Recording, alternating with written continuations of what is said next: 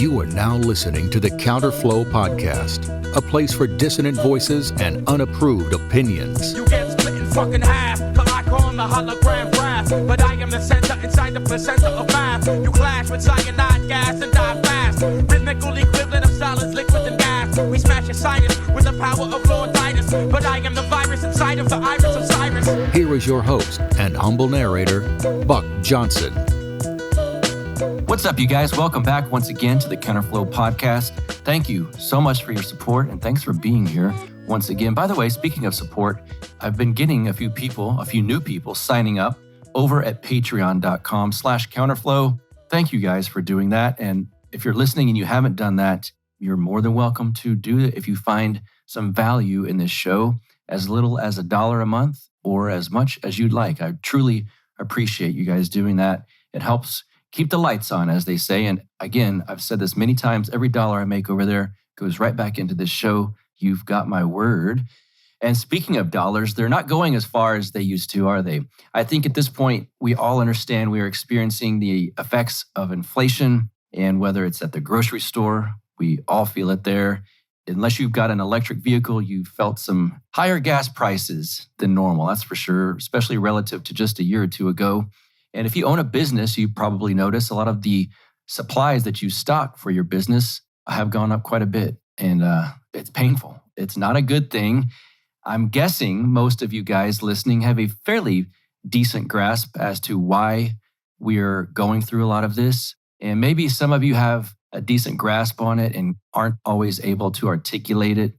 And I know, like me, you have friends online or maybe a family member or coworker, whatever. I bet you know people. I call them the economic illiterati. I bet you know people that have these loud and proud opinions and are willing to explain to everybody, there's no such thing as inflation, or this is transitory, or this is Putin's fault, or whatever the case may be. There's a lot of economic ignorance out there. And so we're going to put a lot of that stuff to rest. We actually do go into some of the absurd explanations that are out there today in this episode. And my guest, Bill Anderson, is going to set the record straight. And when you want someone to set the record straight on anything involving economics, for me, there's only one place to go, and that is the Mises Institute.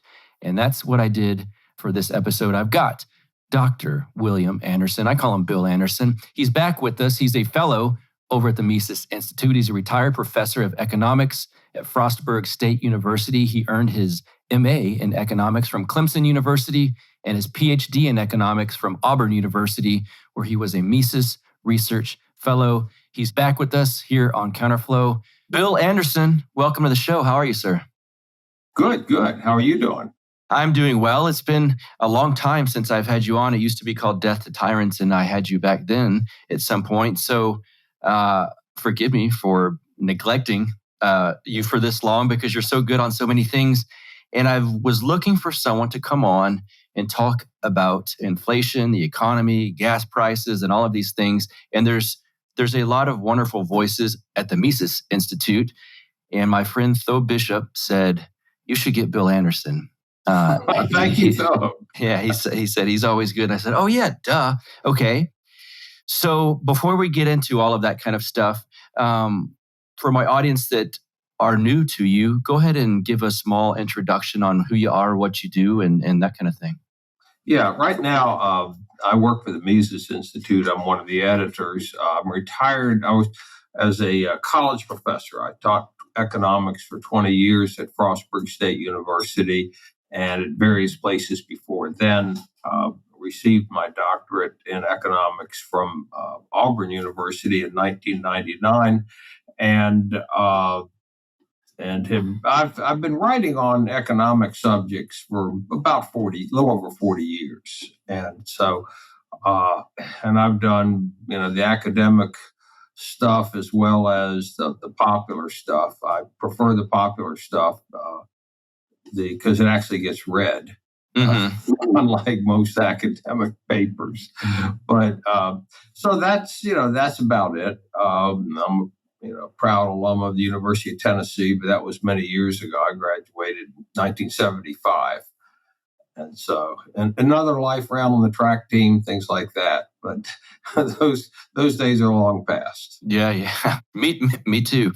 Um, let's just, I guess I kind of want to get into what's going on with the economy. And I know a lot of my listeners are well-versed in economic studies, but there are some that are going to hear some things and some words confuse them, and they see, of course, mainstream coverage, and then they're not sure what to think. So I kind of want to lay it out to where a lot of people can grasp exactly what's going on.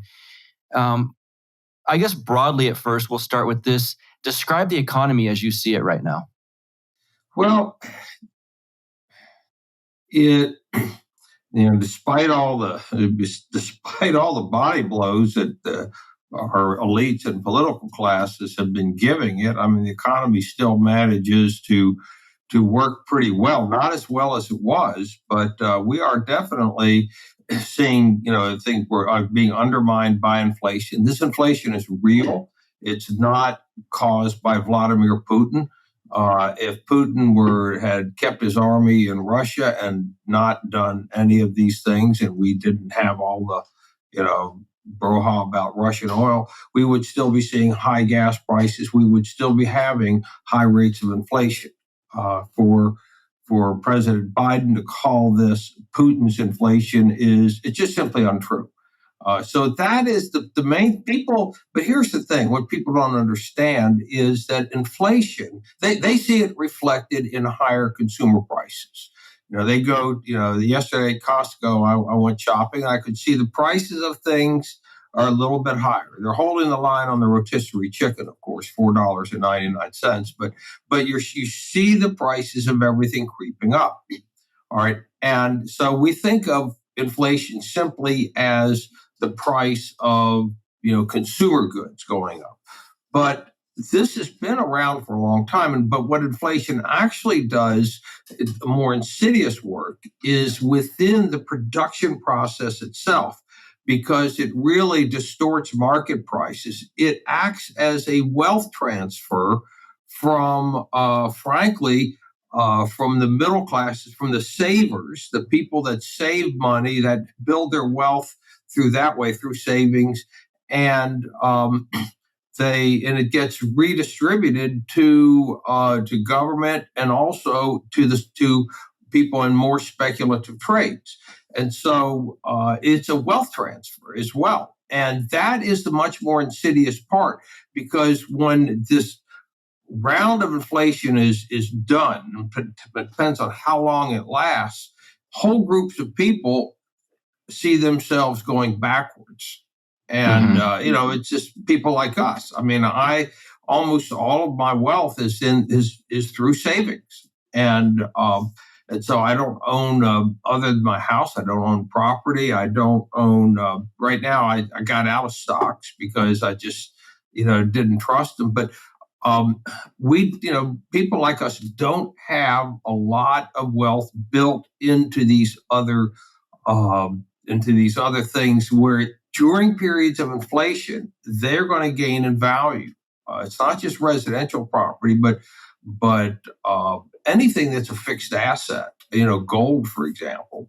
Gold prices are going to go up because they're popular, they're relatively fixed assets, and you have to think of everything in relationship to money. One other thing to keep in mind, that this is really important. And that is that inflation is a monetary phenomenon. I haven't made that up. Milton Friedman said that, 50 years ago. And, but it still holds true that, Buck, what we see is inflation being manifest in a rapid increase in the amount of money in circulation. And the current, we already had some inflation, but this current mess that we're seeing really had its roots in the COVID policies, both of Donald Trump and Joe Biden. And I know that's a really long-winded explanation, but what I've tried to do is give tell people that this is really worse than what it looks. And I'm not trying to be apocalyptic or anything. The other side of me is always in amazement at how well the economy does, even when, they're throwing nuclear bombs at it. Yeah, no kidding. There's been so many, I have friends of all different stripes, we can say, and I see so many really poor takes on what's going on. From hey, there's no real such thing as inflation, and that's an old stereotype, and that means it's CEOs doing this and that. But one reason I think people say that is there's a misnomer on what inflation is. It literally just means, and correct me if I'm wrong, the amount of dollars in our system is inflated like you inflate a balloon. There's more of them. That's it. And we know that does happen because there is that in the last 5 years. It's happened quite a lot. Correct me if I'm wrong there. No, I think you're absolutely right. When we talk of inflation, again, it's a monetary phenomenon. So it's the expansion and a large, and right now a large expansion of the amount of money in circulation. And just, what I would tell viewers and listeners to do is to just a little mind experiment. Okay, the more dollars they are, what happens to the value of the marginal dollar? Okay, obviously, if the supply of dollars increases, the value of the marginal dollar falls. And what we're really seeing is a devaluation of money relative to those things that it's used to purchase. And so money becomes less valuable. It makes sense. If you print a lot of money, it is going to become less valuable, as economists like to say, on the margin. Now, one of the unfortunate things is that while in microeconomics, they can explain marginal utility, the marginal value of something. If you have more of it, the value on the margin falls. But suddenly when it comes to money, oh my gosh, all of a sudden, then they embrace this quantity theory of money. Okay, so if the amount of money goes up by 10%, prices increase by 10%, but everybody's income, everything increases exactly in proportion, the same proportion before. And so inflation doesn't really change anything, when in fact, inflation creates winners and losers. Look, if inflation did not benefit somebody, we wouldn't see it. All right, keep that in mind, that inflation is not something that harms everybody equally. It is something that benefits certain groups of people, at least in the short run, and obviously it's going to harm a lot of people in the long run. But it is a transfer of wealth, and and those that are in line to receive these new dollars before prices go up, as this new money gets absorbed into the system, then ultimately prices go up. And at the back of the line are people on fixed incomes, people like my wife and me, as retirees. And so we are the salaried people, the people that do not see their incomes go up. And so what happens is prices go up, and then their incomes over time will rise some, but it will never catch up to that increase in prices, which means they will become permanently behind. They get behind, but at the expense of others who get ahead. Yes, indeed. During emergencies, and I use that term loosely, but like incidents that we saw in 2020 with the COVID stuff, people, when they get in this fear kind of based living of, oh my God, this is dangerous. I don't want to go to work. I don't want to leave the home. I don't want to do all of this stuff. They start thinking, well, obviously Congress needs to take action and pass out loans, free loans to everyone that don't need to be paid back. And we saw these PPP loans and whatnot. And a lot of people think during that, in the heat of the moment, well, naturally, they've got to give us this money. We can't go to work because then we'll spread this disease, quote unquote, virus or whatever you want to call it. We're going to spread this, so we've got to stay home. Naturally, the government needs to give out money. Well, they do that by printing new money. And a lot of people now are making again up excuses. This is Putin's thing, or this is that, without thinking, maybe it's those dollars that I took and that the government created for us just a year or two ago. Yes? Yeah. Oh yeah. It's you're absolutely right. Let's think about this for a second. What happens? Okay, let's take the scenario back 2 years ago. We're seeing governors and local executives. Did not come, interesting, from Trump. Trump did not order a nationwide shutdown. I think, for all of the criticisms, and many of which are deserved, he had pretty good instincts about this. I think he at least understood that if we do what the CDC says, we are going to be in a heck of a lot of trouble. But you have to understand how the mind of a CDC, Center for Disease Control or National Institute for Health, they're bureaucrats, okay, and they see, all right, somebody, let's have a circuit breaker, okay. In other words, if we could just keep people away from each other for a while, then this virus somehow will disappear. Now that's in retrospect, it was really stupid, but nonetheless, this is the thinking. Okay, what happens now? You lay out whole groups of businesses, of enterprises that are non-essential. Okay, now if being named essential and non-essential was really a political choice, okay, it was not an economic choice. There is no, we cannot talk about essential and non-essential businesses. We're simply talking about a political choice. Who was going to be allowed to remain at work and who wasn't? One of my daughters worked in as a food server and in the hospitality business.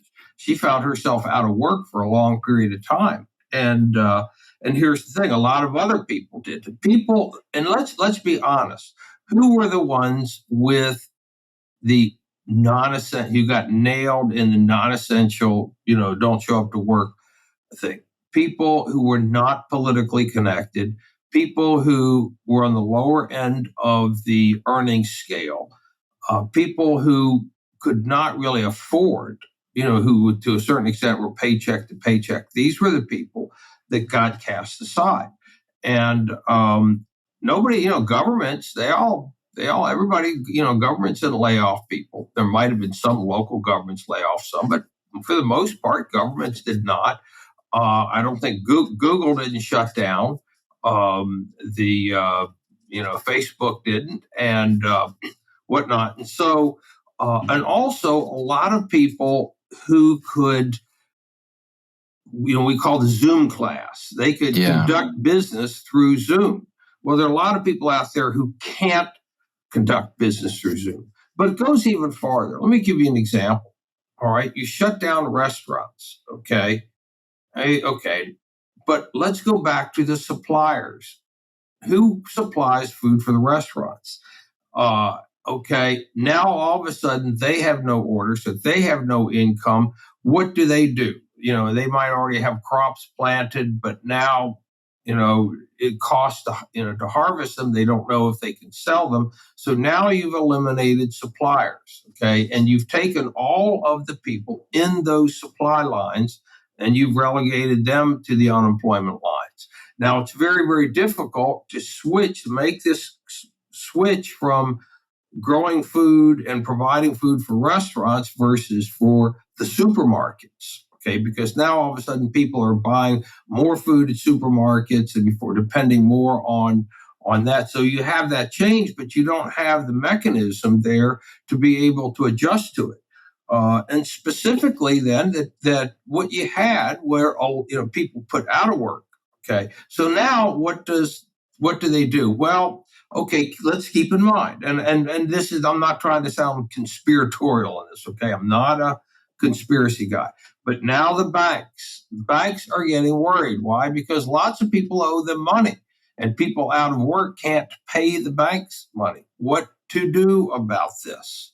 Well, and so what they did was say, all right, well, we'll, for lack of a better term, let's just pretend that people are working. All right. And then we can pay them. All right. We'll start sending out checks and they can pay their bills. The CDC basically put out not legally, but they said, all right, no rent evictions. Okay. Which means a lot of people stop paying their rent. Yeah, they didn't have to. And they also knew the government would always back them up if it came down to fight with their evil landlord, of course. And so but the landlords, their bills didn't stop. They had to continue to make payments to the banks for their property. And so ultimately that you get this, okay, because now if the banks can't get any money, now if the banks are hurting like this, now you start losing confidence. Okay, now their assets values are falling and you have runs on the bank. Oh, okay, now we have a real problem. Okay, and so I understand the thinking behind it, but here's the problem. Okay, you cannot replace the production of real goods and services with printed money. And too many people saw that as a perfect substitute. And so now you are depriving the economy of the services of these people at the same. And by the way, let's be honest. It really probably these lockdowns did not prevent anything. Right. It was one size fits all, and so. But it made the politicians look like they're really getting tough and we're going to, and at the same time you had. All discussion shut down about it. If you disagreed with this, the wrath of the Twitter sphere came down upon you, and anything any dissent was misinformation and dangerous. And so now we have that going on as well. So you've got this whole social sphere stuff going on. You got people locked down. You got people going crazy. And then you have, on top of that, George Floyd. Now, I don't even want to get into that right now. George Floyd did not increase, other than, he did not increase inflation. Okay. I know that he originally was being arrested for having a counterfeit dollar or something like that. But George did not do that. The real counterfeiting came from the Fed. But, in that regard, instead of arresting him, they should have declared him a hero, right? Right. For doing what the Federal Reserve already is doing. But anyway, this is the problem, in a nutshell. And so now you've cut all these lines and all that. And now later on you say, okay, we're going to put this economy back together. Economy, be put back together. Well, you've already shut down things. I mean, some people are permanently out of business. Now you have to, that we put it in the term supply chain. All right. But the concept, as Biden talks about, it makes it sound like there's a central, supplier out there directing everything. And that's not what happened. And no economy has that. You've got every economy, people are in touch with so-and-so. If they're out of business, now they got to look for somebody else. And maybe you can't find that person. And the conditions did not allow for somebody to be put back in business. It would have been much better had they not locked down, had all these restrictions and the like. And, look, people have lived through this stuff before. People know how to adjust. Do they do stupid things? And yeah, they sure do. People do a lot of stupid things. And rumors would be around and all that. But it's one thing for rumors to float around. And it's a whole other thing for the federal government to be the main, floater of the rumors.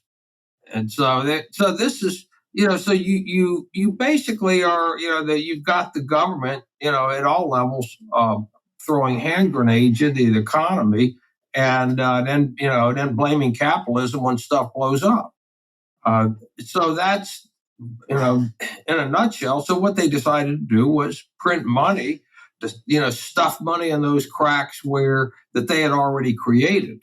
And so that's why, now you're left with what, not only what we have, but now you got an economy. Look, you've got an economy addicted to low inflation rates, and not low inflation. I mean, low interest rates. Yeah, they've been doing that since Greenspan in the early 2000s, trying to figure a way to rev up the economy after the crash of the tech boom, which was in large part the creation also of Alan Greenspan, and so you have this going on, and now we have a real problem because equities, stock market is really hitting its end there. But in the past, like 40 years ago, when we had all this inflation, we could at least put our money into interest-bearing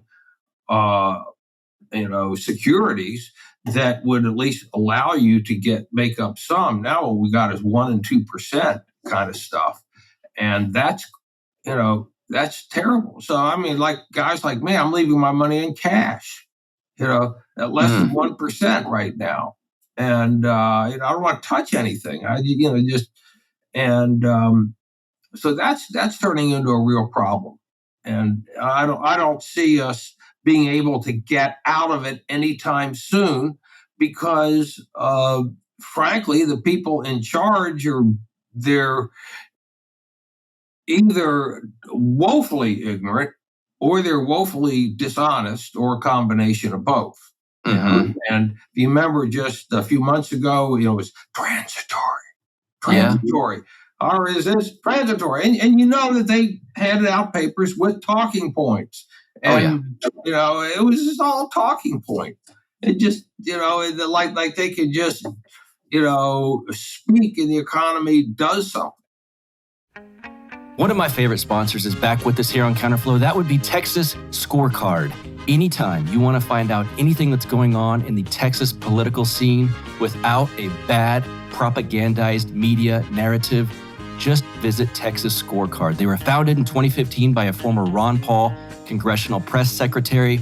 They're Texas-based, they're Texas-focused counterculture media organization. They've got so many cool things over at Texas Scorecard. Lots of podcasts, videos. Actually, I was a part of that. You can find a video there of me being interviewed in the Texas Scorecard studio. They've got live programming. They've got a print edition. They've got a very popular daily email newsletter highlighting the biggest stories of the day. They've even got a program to help grow the next generation of disruptors, and we like that. Their mission, disrupt statism and reconstitute self-governments. They are pro-citizen. They serve the grassroots against big government through narrative, tools, and information. They do not align with any party. I think that's very important. They work to hold lawmakers on both sides of the aisle accountable. They're a nonprofit. There's no paywalls. You guys aren't going to have to pay for any of this.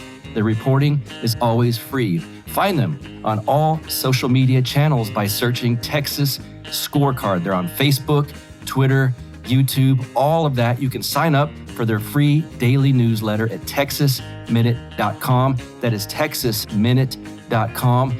Think about this. They support this program for you guys. So just give them a look. Texas Scorecard. Anytime you want to find out the real deal of what's going on in the Texas political scene, Texas Scorecard is your one-stop shop. Let's get back to the show. One of the talking points you wrote, I believe you wrote about this in one of your pieces on Mises, Mises.org, is from people like Elizabeth Warren, not particularly bright people. Joy Reid is another one I know that has said this, but there's this talking point out there now, and it's funny because the Putin thing kind of came and went really quickly for whatever reason, but this one is sticking for some reason, and it's that prices are high, not because of inflation or whatever, not because there's more money pumped into the economy. It's because the CEOs of all of these companies want to profit more. Their profits are bigger than ever. So really all they're doing is raising prices just to make more money, as if they couldn't have done this 5 years ago, 10 years ago. Like they just realized, wait, I can raise prices. Can you talk to that talking point and why that's so poorly thought out? Oh, it's definitely poorly thought out. Look, let me tell you something. If I were a younger person, as opposed to the retiree pushing 70, I would go to law school, pay, get how much in debt, whatever, and then I'd make jillions of dollars afterwards suing oil companies for not raising prices. Because if what Warren is saying, if that's true, then let's think about it. Then these folks have been derelict in their duty of keeping back profits from their stockholders. All right. And so they have failed to profit. They just discovered they could raise prices. Oh, wow. Well, let's have higher profits. Okay. Well, I know how to do that. Let's raise prices. Okay. Anybody who knows anything about business, who's been involved in business, knows that's nonsense. But to the voting public, and especially the progressives, because they're going to either be employed in government, in nonprofits, education, or there'll be, like the minions over at, Google, that whatever, that really don't think that much for themselves because they want to be good Googlers. And but let's be honest that, it would make, you just file class action suits against all of these companies for being derelict in their duty for years and years. Think of the money you could make. All right. In other words, if what Warren was saying was true, every ambulance chasing law firm in Houston, which is sort of the land of torts there, and every law firm there, they would turn their guns on business and just rake in the billions of dollars. It's not true. One thing is that let's understand, where does the profit come from? Okay, like for the oil companies, people are saying, look at this, they're profiting right now. Well, yes, how do you profit? You buy low, you sell high. And in the current situation that we have right now, they're able to buy crude at a lower price, and then in that period, something happens, the price of gasoline goes up, and people think, well, isn't the price of gasoline tied to the price of oil? Well, yes and no. Gasoline is a product. Oil derives its value not. In other words, that the gasoline derives its value not from oil. It derives it from what it can do. It can, move your car, all right? Or oil, you can, all this, while all these progressives are out there demanding that no more oil be pumped out of the ground, they're wearing performance clothing that comes from oil.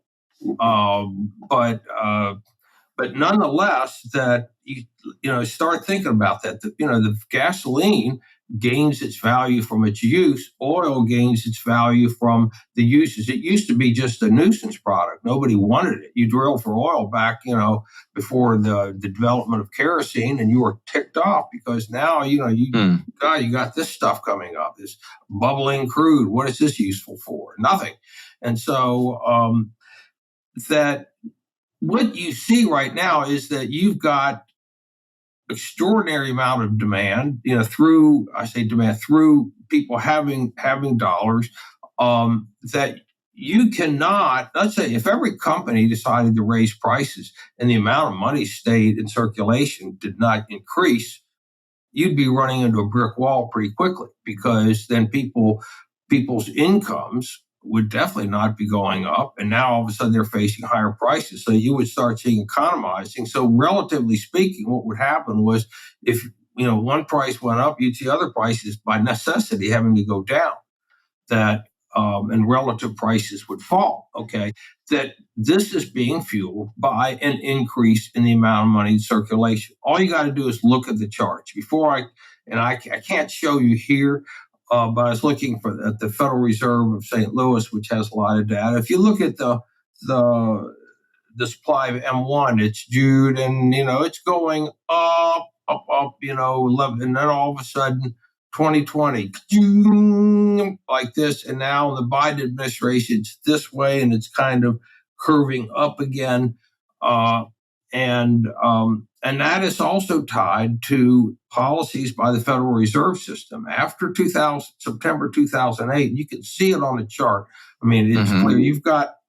It's like this. The purchases of government bonds and all by the Fed, it's a straight line, it's gone for years. About 5%, the spendings are roughly about 5%, the value assets about 5% of GDP. Then you see, September, now the Fed starts purchasing other assets. They start purchasing mortgage securities that are, created by government entities, Fannie Mae and Freddie Mac. They're buying them to keep their value up. And so now you see this during the Trump years, it levels off, and actually the asset values start, falling, and then COVID, and it goes back up. Roughly right now, about 40 to 45% of our GDP consists of asset purchases by the Federal Reserve of assets that would not do well in the market if they actually had to, face real live consumer demand for them. Okay. In other words, it's it's like Peter Schiff would call a phony economy. I mean, it is an artificial economy. And that the laws of diminishing returns set in. This is not sustainable. So maybe to answer an earlier question of yours, what would I use to describe today's economy? I'd say right now unsustainable, because it's more and more is being propped up by Federal Reserve purchases, which just come out of thin air. And they use it to feed the addiction. I mean, inflation itself is addictive, because once certain people become dependent on it, and they're the ones that are close to the levers of power and the levers of influence, they're going to continue to benefit.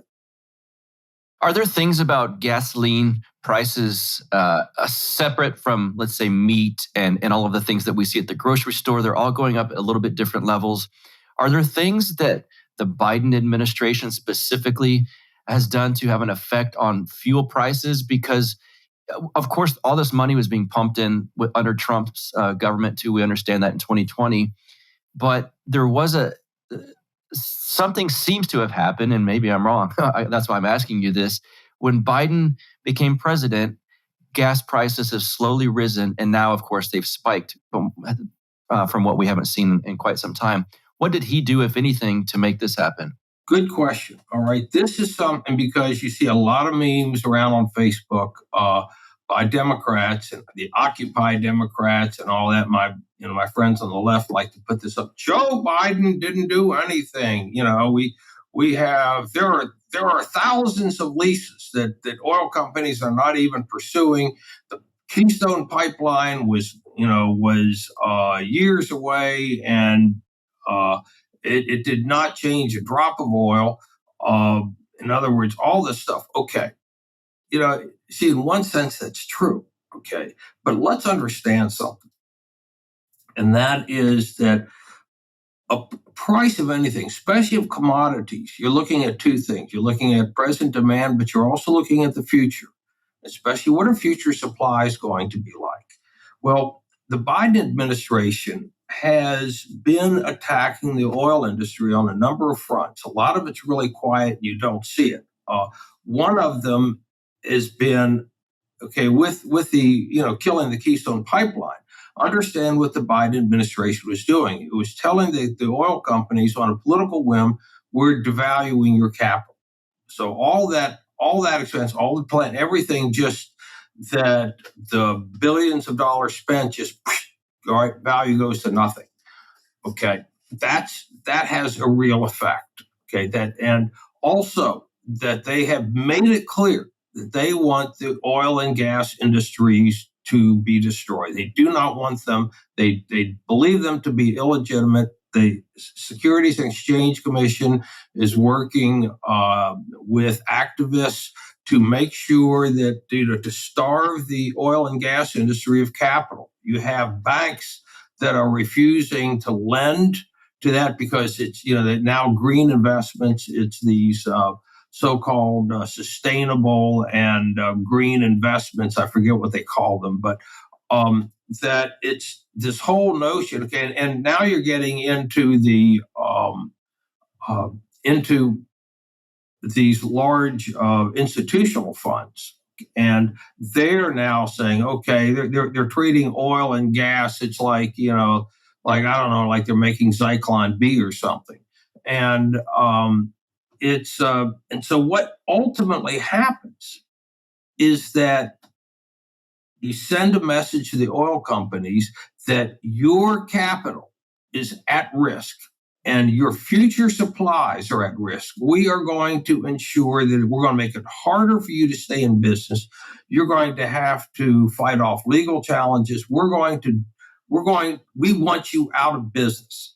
All right. And so you're creating global warming. I get these. Look, I'm on the list of Sierra Club and all that, and because I like to see what they're saying, and the Climate Coalition of Chesapeake Bay or whatever. And so and they're very radical. I mean, they want every oil well shut down tomorrow, and consequences be damned.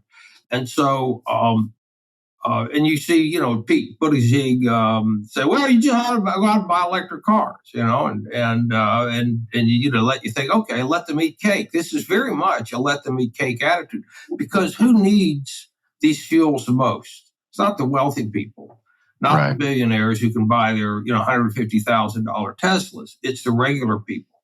It's the Mexican who works, does yard work for us, who depends on his truck, okay, and whose income is marginal. I mean, they are very much on that kind of an edge, and life can be very, very tough for them if all of a sudden, when a gasoline prices go up. I have a cousin who's in the landscaping business, and he says it's just killing him. He's all of a sudden he has a diesel truck, and he's got to pay $6 a gallon for diesel. Okay, and he can't just go and just jack up his prices willy-nilly. That's one of the things that you have to understand in the whole scheme of things. Profits don't come about because companies raise their prices. Profits come about because we find new and better and less expensive ways, less costly ways to produce things. That's how we make profits.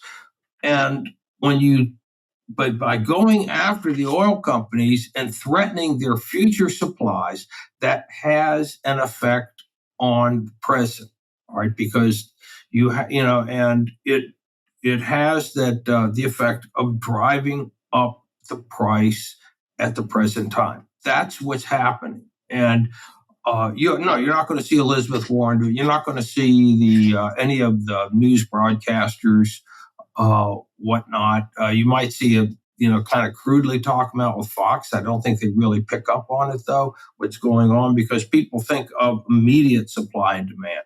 But in economics, you have to look to the future as well.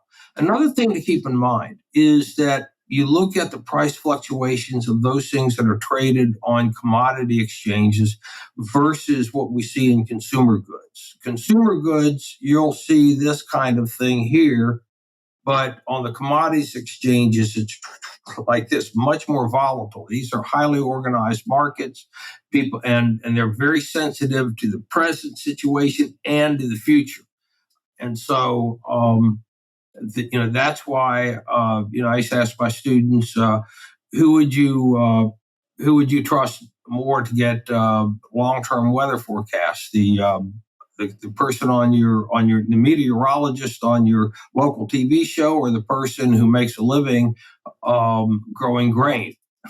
Yeah, right. Personally, because they're really dependent on what the weather is going to be, and so they have a lot more skin in the game. And so, what the Biden administration is doing, it's a very insidious thing, because they're trying to inflict long-term harm on oil and gas, and knowing full well that they can then turn around and blame the oil and gas companies, and all of the usual suspects in their amen corner will pipe up and say, yeah, that's right. Okay. And it's just, if they get their way, there is going to be a lot of damage. There is going to be, our standards of living will fall drastically. And they keep talking about the income gaps and all that. You want to talk about income gaps, you'll see income gaps.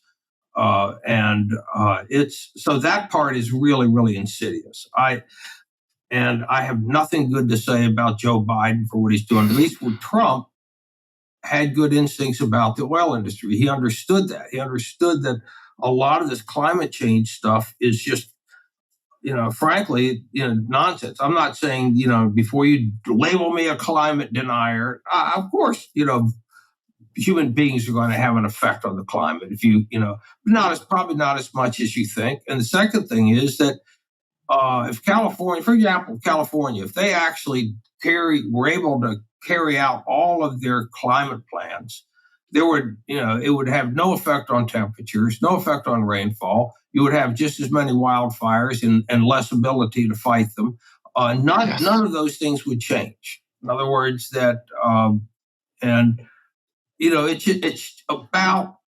it's just simply about progressives harming the people that they really look down on anyway and don't care if they live or die. Yeah, well put, sadly, but that's quite true. Are we approaching hyperinflation, do you think? I know that's a tough one. Yeah, that's a tough one because now we have had hyperinflation in this country, but there were two hyperinflations in our history. One was during the Revolutionary War with the Continental dollars, and the other was the Confederacy during the Civil War. And both of those, that there was a lot of money printed, and not a whole lot to show for it. But I don't think we are there.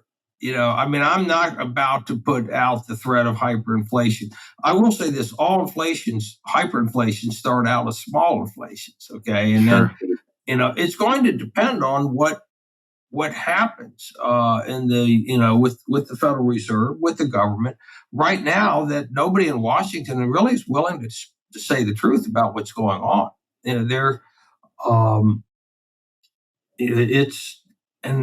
Whether it's Jerome Powell, whether it's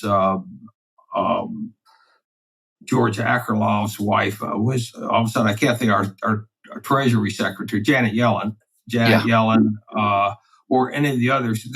They are simply, and certainly not Joe Biden, but they are not going to say, this needs to be done. Look at they're going after businesses. They're going after. They're blaming other people. They cannot possibly be, have any role in this whatsoever. They're trying to stop inflation. And, we have to have price controls, or we have to have this or that. So no, absolutely, but I don't think we're there. And I'll tell you what, you have to understand me. I am very reluctant to make these wide scale predictions, because a lot of Austrians did that in 2008, and we came out looking really stupid. And I think you have to, it's kind of like you really want to avoid predicting the apocalypse. You can, when the apocalypse is upon you, you can say, "Oh, it's finally here." But I am not one of those folks that predicts it. I've, in informal conversation years ago, I was more apocalyptic, and you think, well, and then things got better. I was convinced in 1980 that that we were going to become a Soviet satellite. Well, now I look back on it, I think, boy, that was silly. But so I think we have to be careful there. Yeah. Well put. Also, if you're looking for the world's best CBD products, look no further than PalomaVerdeCBD.com, a like-minded business out of San Antonio, Texas, owned by a great couple, Carlos and Vanessa.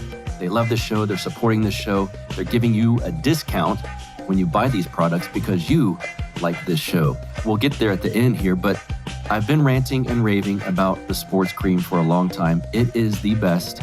I genuinely mean that. So if you're sore from workouts, go check out the CBD Menthol Sports Cream. If you're having trouble sleeping, they've got the Sleep Bundle CBD Pack.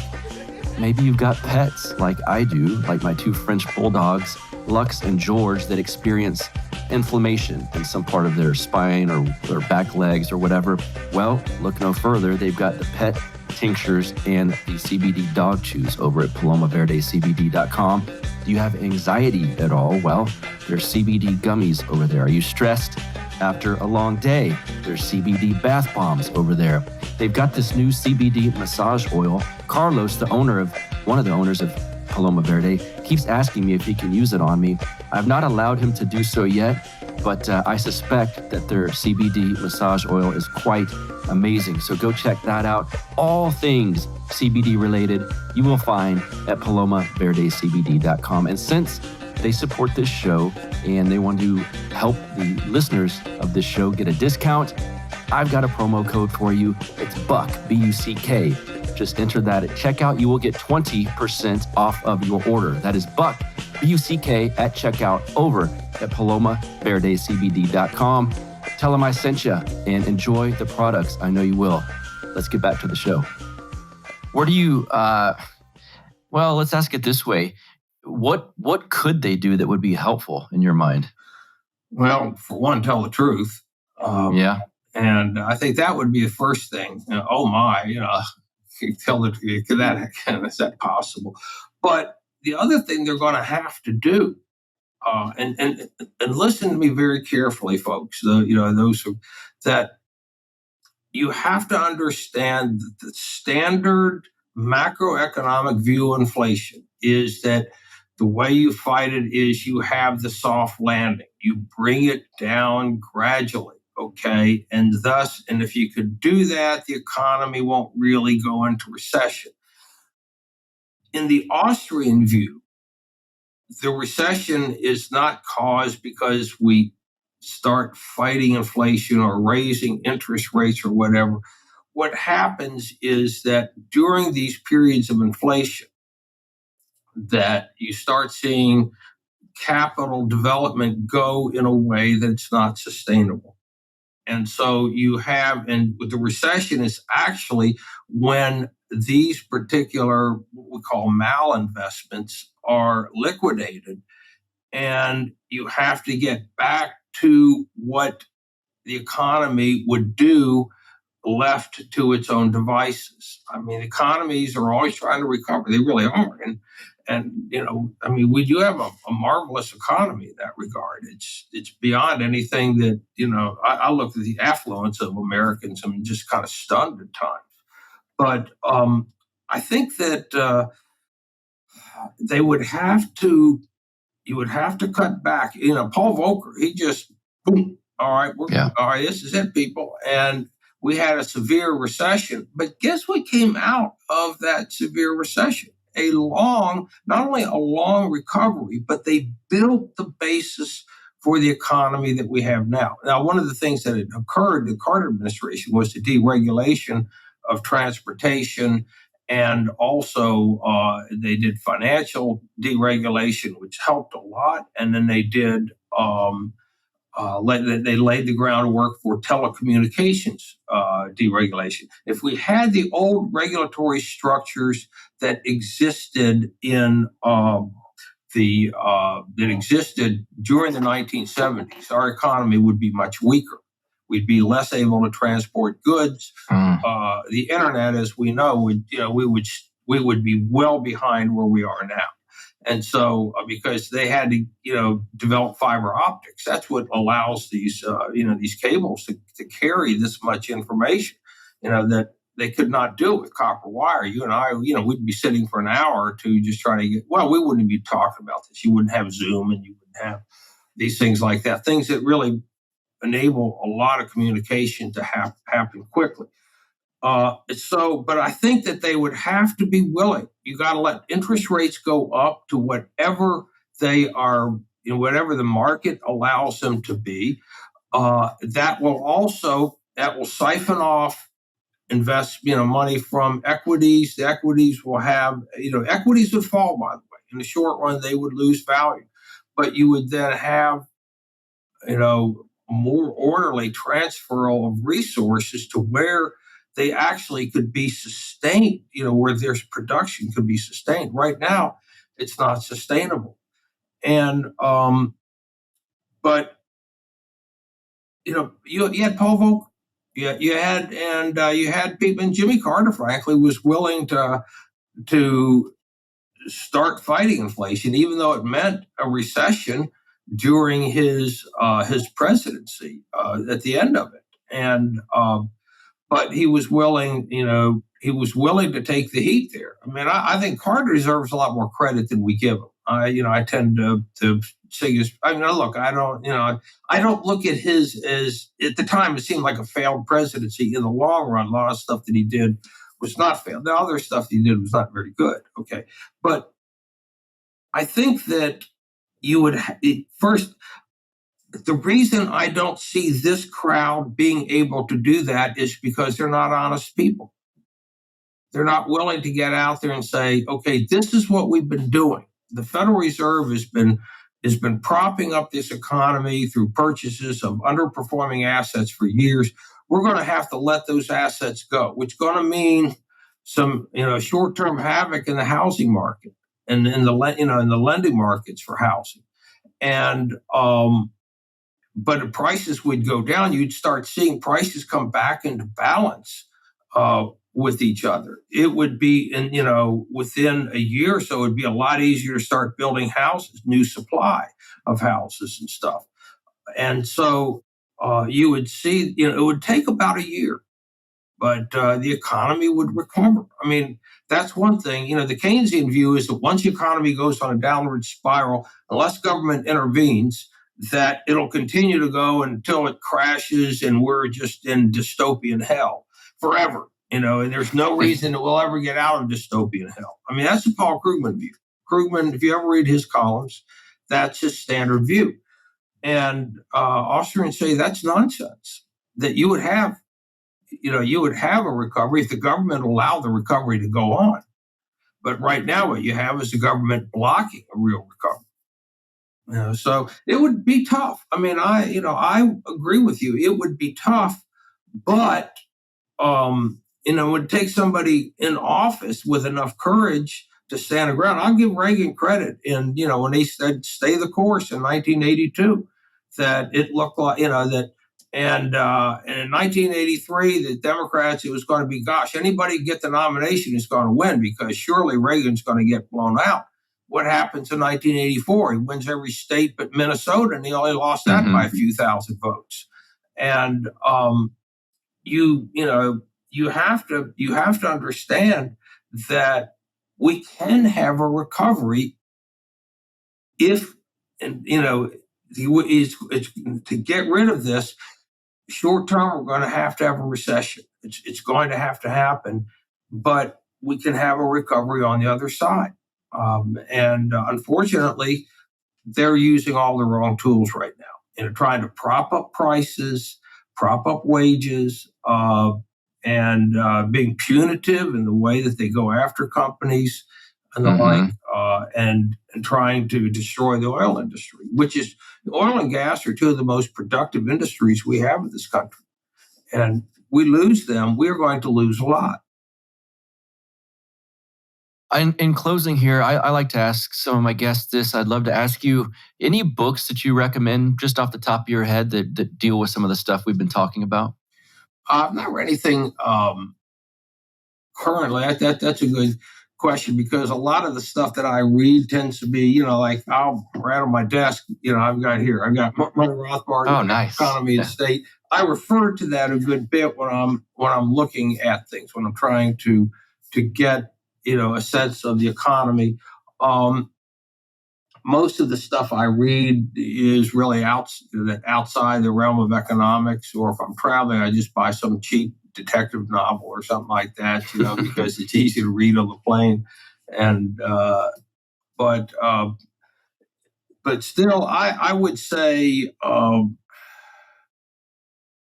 guys like Tom Woods has a pretty good, I think, a good handle on things. Things out of the Mises Institute. I would go back and read Henry Hazlitt's Economics in One Lesson. If you haven't read it, I'll tell you what, his work on inflation is excellent.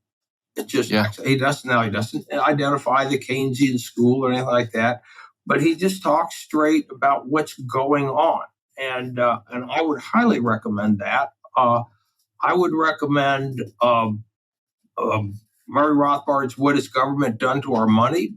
That is gives you really excellent monetary history. Rothbard's America's Great Depression, even though it covers only from 1929 to 1932, it doesn't even go into FDR at all in the New Deal. But there's a lot in there that you can learn, and that look, economics is timeless. I mean, and if you look back, you can get answers from the past. It's not like, that we're not Marxists. We're not institutionalists that believe that every epoch has different sets of rules. The same rules that applied when Adam Smith wrote The Wealth of Nations apply today. It's, So I think that things like that I would, you might want to read Mises' Human Action. It's a tougher read, but it's a good read. But if you want to pick up, like I would, just the first half of Rothbard's book alone of America's Great Depression is excellent. And I would read What Has Government Done to Our Money? Because you'll get a much better understanding of how we were talking about asset prices and how increases in money affect prices of goods and what actually is happening. So I would recommend books like that. I'll tell you another book that I would recommend, by Mises. It's short, very much to the point, excellent piece of work. It's called Bureaucracy. Wrote it during World War II. So he had to be short because there's only so much paper that you're allowed to use. And so he has to really be succinct. But I used to have my graduate students read his portion on economic calculation. Just that thing alone, it really explains what's going on. The concept of economic calculation is absolutely vital to understanding everything that we've been talking about today. Excellent. I'm going to link to that. All of these things are at Mises Institute. Yes, I'm fairly certain. So I'll certainly link to Mises.org in the show notes page for this episode. Is there anything you'd like to plug? Your website presence? Anything? No, like I said, I'm working as an editor for the Mises Institute. And by the way, they came to me. I was getting ready to retire, and I get this call from Jeff Deist. Hey, would you like to come to work for us? Well, that'd be nice. And I wasn't counting on it. And I was just going to do a little online teaching here and there. And my wife and I would live the life of old retired people. But I enjoy it. It's editing is a different skill set than some of the others. But I like the Mises page. Now, as being an editor and being the gatekeeper, that I can tell you some articles are better than others. Some are very good, and by some of the we have some of them that frankly require a lot of editing. I can't let their copy go out, but their content is really good. And there are other people that I'll just read it real quickly and toss it on into the hopper and set it up. But I like the Mises page, and they're also the AIER, American Institute for Economic Research, really has a lot of good stuff. They did very heroic material during the pandemic. Yes, there's a lot of really sound economics there, and I would strongly recommend that page. Like I said, the Mises is just my favorite. But I'm biased and understand that. Okay, it's like I go to University of Tennessee sports websites. I'm biased. I don't go to Alabama websites or Vanderbilt websites or whatever. So you got to understand I'm kind of biased. Yes, certainly. I'm pretty biased to them as well. Bill Anderson, thank you so much for enlightening us with so much information. It's been awesome. Thank you. Thank you very much. You take care. Have a good day. Yes, sir. Well, there you go. There you have it. It has been said. That is what's going on with inflation, fuel prices, the economy, and all of the above. Mr. Bill Anderson, always glad to get you on the show. Thank you again, sir. As for you guys, as for this show, I told you up top, if you want to support the show, patreon.com/counterflow. You can find everything you need at counterflowpodcast.com. Subscribe to our YouTube page, would you? Subscribers are ramping up, so I appreciate you guys doing that. If you haven't yet and you enjoy watching these as well as listening to them, go over to the YouTube page and hit subscribe. Obviously, you know how to do that. You're a grown adult. Search Counterflow with Buck Johnson, and that should get you where you need to go.